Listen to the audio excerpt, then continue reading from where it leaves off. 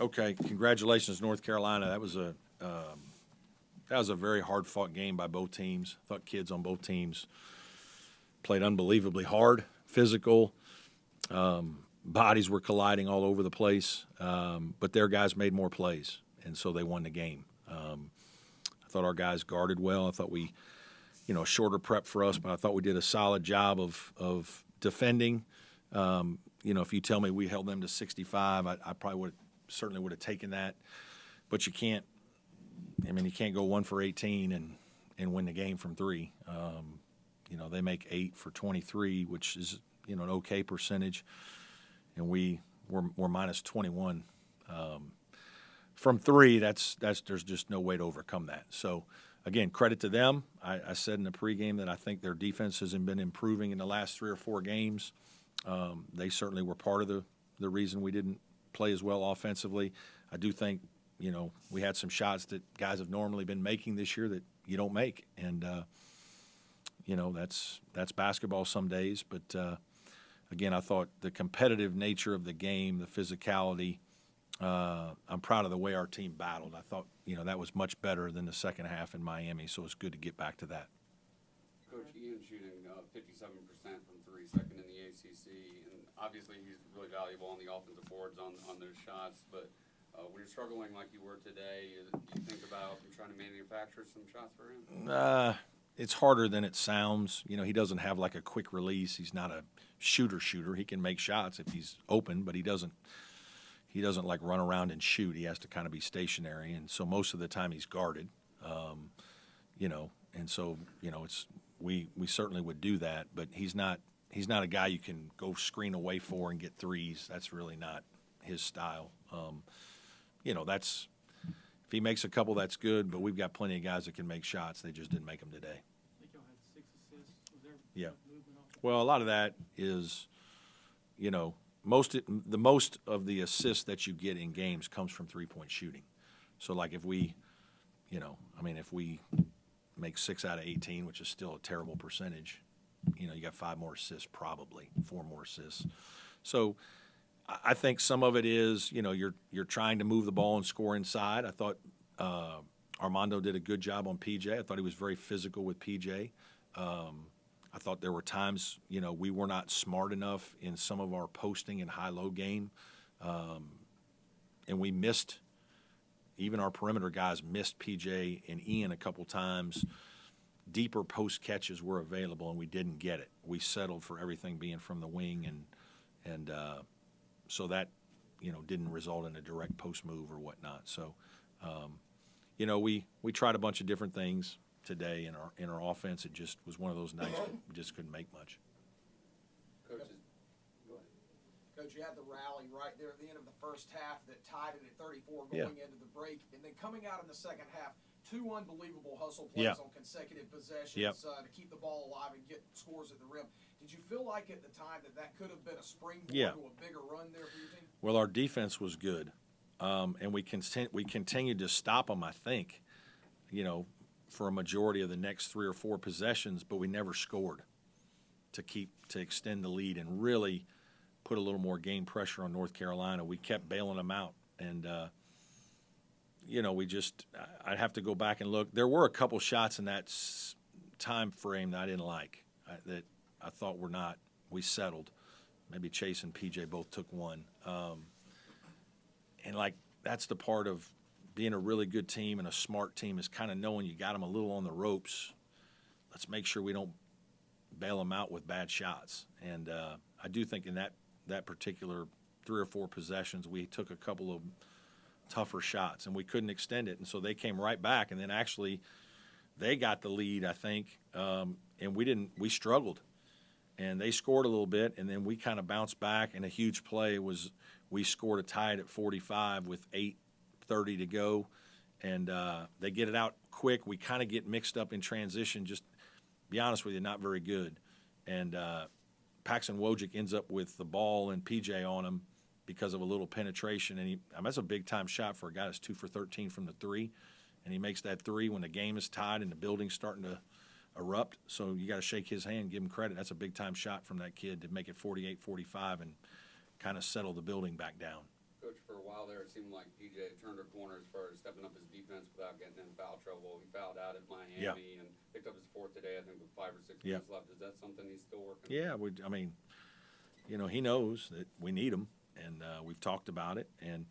But there's a lot of contact when you're playing Armando Bacot. There's going to be contact on every play, every post play, every rebound, physicality and screening.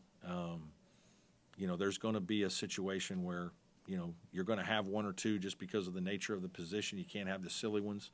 I thought his first one was a real soft play on his part. Disappointed in that one because it just got him off to a poor start. And in a game of that magnitude where he wants to play well, you get a soft first foul and it's not good. But that's, he probably we could have used him out there, 6 or 7 more minutes probably. Safe to say you're not going to win many games when Joe and PJ combined shoot like this. Were they sensing some extra pressure against North Carolina? I don't know about that. We ran a good play at the beginning of the first half. Got Joe a wide open three, missed it. Got the rebound, threw it right back to him. Got another wide open three, missed it. Sometimes you just have those games. I'm sure after you've missed a few, it's not as easy. When you've missed a couple, and it is a possession game. This isn't you're up 20 and it's real free and easy, or even sometimes when you're down 15, you're already down 15. It's a free mind game. These are one possession games, so that can creep in your head a little bit. But those guys are such good players that I talk to them all the time. You guys shouldn't be bothered by stuff like that. With all that you guys have accomplished as players, you should be embracing all these moments. But they are young men that are, playing with a lot, and today just wasn't their best day. It happens. Coach, I know it was a tough loss. Could you comment on Ian's performance? Yeah, phenomenal. Incredible effort as usual. I like that he got some boards and finished more around the basket. He got some plays in there. We got it to him a few times. He scored. Activity on defense with the steals. The stat sheet is, he filled 2 assists, only 1 turnover, played 33 minutes, 6 out of 7 at the line, 11 boards, 16 points. Just really proud of him. He didn't play quite as well against Miami, but today he stepped up and he was huge. One last, the energy you brought to the game, though, seemed huge. Yeah, obviously the 2 plays at the beginning of the half are just, if you can't root for that, like I told our team the other night before the game that you guys all think like PJ, you're the favorite, and Joe, you're the favorite because you make shots from 35 feet and this, that, and the other. And I said, guys, it's Ian Shefflin. When I walk around town, people, the first guy they mention to me is Ian Shefflin. It's because some of us all look at Ian and like, how does this guy do that? Maybe I could do that, right? But his heart is so big, his will to get balls, and how accepting he is of what he's trying to do. You love coaching guys like that. He's laying it out there, and he's not the most gifted guy. He's a good vertical athlete, but he's playing against really good, talented, athletic people and still finding ways to get double-figure rebounds. If you don't enjoy coming to games and watching that dude play, then you're missing out because there ain't many better than that. Thanks, Coach. Thank you. It was an early rainy start today, but the crowd was electric, wasn't it? Good crowd again. Yeah, thank everybody for coming. We thought it would be good. It usually is in these types of environments. I appreciate it. Hate that we didn't play a little better. I think, there were a couple times we had the building going and we just couldn't make another basket to kind of blow the roof off a little bit. But there's no question it helped our guys. It made them feel good. They were excited coming into the game.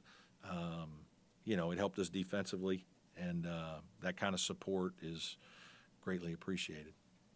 Every year in March, it seems like we're talking about how the ACC beat up on itself. You have 3 games under your belt already. Seems like you're in for another dogfight throughout the conference. Yeah, we didn't get a lot of favors with our schedule. This seems to happen a lot. I feel like at Clemson, where the beginning of the schedule, Miami's picked preseason top 5, Carolina obviously, Pitt's top half pick, and now we go to Virginia Tech, probably one of the hardest places to play in the league. First 4 games, so our home games against, the top 1 or 2 team, and our road games are tough venues against really good teams. Like it's a challenge, man. It's you got to play them. but obviously we've got a really hard game next. So hopefully we're learning from some of these games. We don't want to lose to learn. We're trying to learn off wins too, and I think we did. But, we got better today because of the way we played at Miami. Our guys' attention was there. But at the end of the day, we all know, and that's why I told our team, guys, proud of your effort, but this is about finishing the job, getting the win. We didn't get it done. I know you're disappointed. I'm disappointed. But I reminded them that I was more disappointed in them at Miami. That wasn't how we play. That wasn't how we do things in the second half. Today I can live with missed shots. But we've got to try to get it fixed.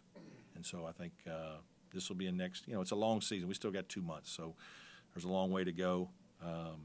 Clemson grit is hanging in there, and that's what we're going to do. Is there any update on? Jack or Alex, maybe? Jack tried practicing a couple times this week and did a few things, so we hope he's getting closer. The trainer just said he still can't go yet. Alex still hasn't practiced. I'm hopeful that, I don't know if it's this week or next week, maybe that we can start to get him out there. We miss a couple of those older guys at times.